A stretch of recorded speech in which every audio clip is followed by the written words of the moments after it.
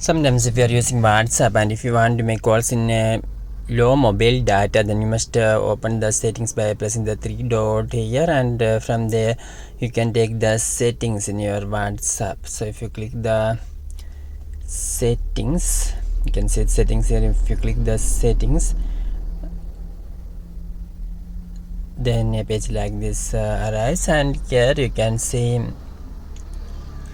privacy of the list chats.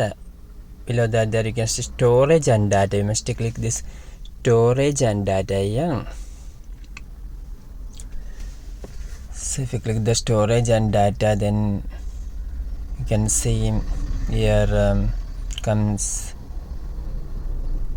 use less data for call option button. You can see closer to use less data for calls, and if you want to use less mobile data for your WhatsApp calls, you must turn this switch on. So you can simply touch it like this, move your finger for turning on, and if you can simply turn this on if you want to use less mobile data for calls, and if you want to disable this feature, you can simply turn off by using your fingers. You can turn off by moving like this.